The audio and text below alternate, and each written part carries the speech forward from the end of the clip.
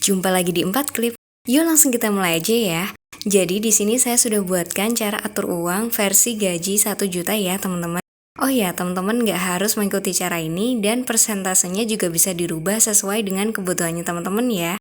Karena masing-masing orang pasti punya kebutuhan dan masalah hidup yang berbeda-beda.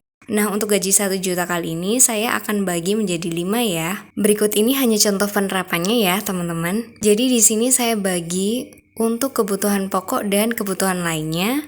Kemudian ada tabungan, lalu dana darurat, asuransi, dan investasi. Untuk persentasenya, kebutuhan pokok dan kebutuhan lainnya itu 40%, lalu tabungan 10%, dana darurat 10%, asuransi 10%, dan investasi 30%.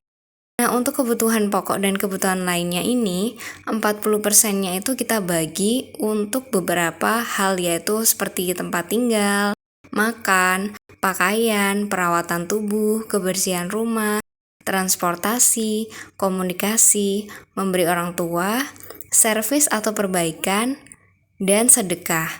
Dan kalau misal teman-teman ada pengeluaran yang lain juga bisa, seperti tagihan listrik atau air, atau tagihan lainnya. Jadi disesuaikan dengan kebutuhannya teman-teman ya.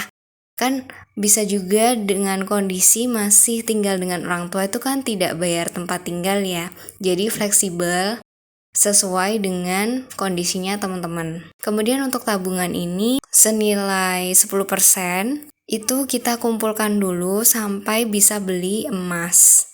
Nah, nanti kalau sudah terkumpul uangnya baru kita belikan emas untuk ditabung sebagai emas itu tadi ya teman-teman, supaya kita terhindar dari inflasi. Kemudian yang selanjutnya ada dana darurat sebesar 10% ini kita gunakan untuk jika ada keperluan sumbangan, kondangan, atau lainnya donasi seperti itu ya. Dan kemudian ada asuransi, di sini ada BPJS.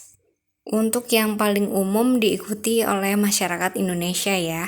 Supaya apabila terjadi hal-hal yang tidak diinginkan seperti kita sakit, itu kita tercover oleh BPJS. Kemudian ada investasi di sini sebanyak 30%. Biasanya saya bagi menjadi 2, yaitu yang pertama untuk usaha sesuai passion kita minatnya di apa, bakatnya di apa. Kemudian yang kedua itu untuk beli peralatan supaya kerja lebih produktif.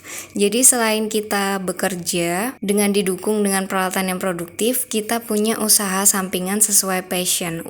Usahanya tidak harus yang langsung besar gitu ya teman-teman. Mulai dari yang kecil dan minim resiko juga bisa teman-teman. Nah, maksudnya dari investasi ini sendiri supaya kita bisa menghasilkan pemasukan tambahan yang nantinya akan menambah pemasukan kita yang tadinya 1 juta itu bisa lebih dari 1 juta. Kemudian kita bagi lagi sesuai dengan persentase yang tadi saya jelaskan gitu teman-teman.